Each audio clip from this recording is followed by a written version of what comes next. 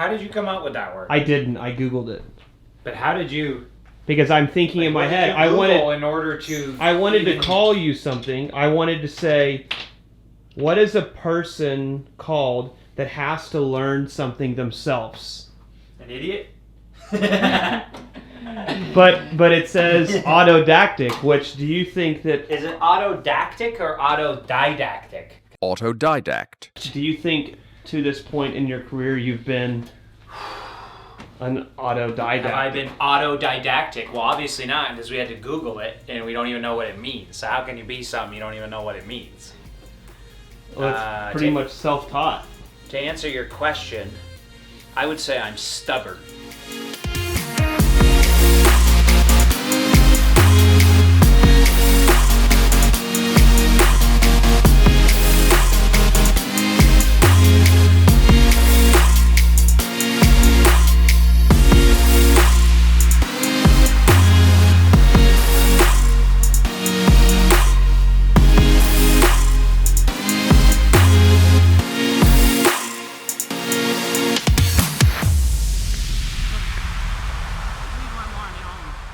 Is it starting to hurt? Of course I am. We were right where we were supposed to be. Perfect. We never got a reading. What? I was 2.2 and 2.0? Perfect. Improving. We're improving. For sure. Ari's coming down too. Last time he was in the 3s on those threshold pieces. Now he's already down in the under 3. So are you writing all these workouts? No, he's just doing my workouts, right? No, I said, are you writing all these? Are you writing all these workouts? I don't write any of them. Coach McCall writes them all. It's great having a coach. Let me tell you, holy crap, it's so wonderful. Don't have to think about anything. Just go out, you execute every day. Just do as you're told. It's wonderful. Wish I'd have done it 10 years ago. Oh well, live and learn. The workout was 2x2K, 2x1K, 12 times 400. All the 6K worth of work at the start was all upper threshold, and then the 12 400s were VO2 max-ish type effort, which we don't really know what that is right now, but we were getting there, ish, 70s. So it was good. Consistency. You consider I ran 22K off the bike after 2.5 hour bike last night. I mean, it's the first time I ever done that. So it's all got to be looked at. You can't just look at one thing, you know. Now with this program, you definitely got to look at the whole program from bird's eye view, because it all is related to each other. But that's the beauty of having a coach. They think of the bird's eye view stuff. You just get to execute. It's wonderful. Haven't you had coaches over the years? I've definitely had a few people in the swim who've coached me. Like, I followed the program. Cherry Rodriguez is probably the first guy who I followed his program. He'd probably disagree, but I followed his program decently well. And, you know, I worked with Mike McWaugh in Windsor for a little bit. Not super long, but I was going to morning practice and everything. So in the water, I've definitely had, you know, some coaching for sure. In the bike and the run, though, you know, I had a friend who was an advisor for a while, and then I had David, who was an advisor twice for each time, a couple of years. But in terms of coaching, I mean, I've written all the workouts for my entire career, and so no, I haven't really been coached. I just kind of every year would like make a bunch of stuff up, and then the principles oftentimes in my mind were sound. You know, I got indoctrinated early on into the polarized model, and I'm talking super polarized. Took it like maybe too far. And by polarized, I mean, you know, push the top end as far and as high as you can get it, and don't work anything in the middle. Don't ever do anything in the middle of there. The more in the middle, the worse it is. The higher you can get to top, and then the easier you have to do the easies, the better. And I had been indoctrinated into that pretty early on, and basically followed that quite religiously for up until even after Corps d'Alene. I came home and I'm like, I gotta do even more polarized. I gotta get back to 420 watt intervals and blah blah blah. So that's been my coaching experience.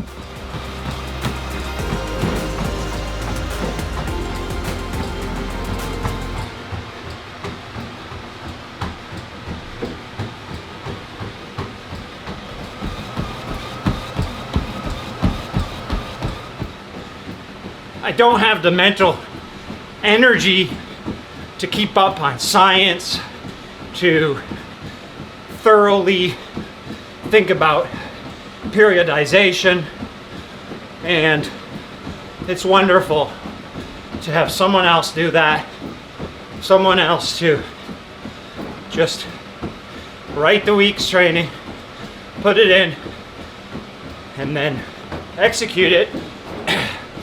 Make adjustments based on metabolic and other forms of feedback, and of course internal perception. And then my job is just to make sure I execute and recover to the best of my ability in between sessions. So it's great. Cam Morf made a comment one time, you have too many back patters in your life. Too many back patters. How does yours and your coach's relationship? Coach doesn't pat my back at all, I would say. I think one time he told me good job thus far in the last 6 months. So, I mean, the reality is he's seeing what the best guys in the world are doing. And he sees what I'm doing. And he sees that what I'm doing doesn't deserve too much back patting. This is sport. You want to be the best in the world, you have to face reality. These guys are better than I am. They have better honed their systems. They may very well be more talented. Does that mean that I'm going to quit? Does that mean I'm not going to try and win? Does that mean I can't be world champ? Absolutely not. But I'm going to have to do it by maximizing every aspect of training that I can, and I certainly was not doing that. So now at least I have someone, give me a lot of insight into what I was doing incorrectly and how to fix it, and that's what I've been doing. And now I'm doing that to the best of my ability, and every single day the first while it took, actually, I would say I had to take a few steps back in order to take a few steps forward, because of the fact that I got a lot of my speed through engaging more anaerobic processes. And of course, to relax that system, then you actually have to slow down and become more efficient in using a different energy system, which I wasn't efficient at. So I had to step back in terms of speed, but now the speeds at lower anaerobic contribution are starting to get back to where they were with high anaerobic contribution. And that's only going to pay dividends for ultra distance racing across all events. Clearly, results speak for themselves. The team you're working with, the Norwegians, know a lot about triathlon. They've even mentioned they think 225 is possible off the bike.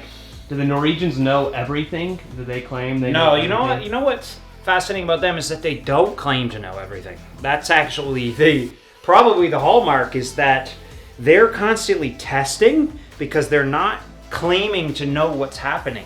Because how could you know what's happening without testing? And so they're testing regularly. They're constantly researching, doing new things, trying to understand how systems work better, trying to find new processes to hone training.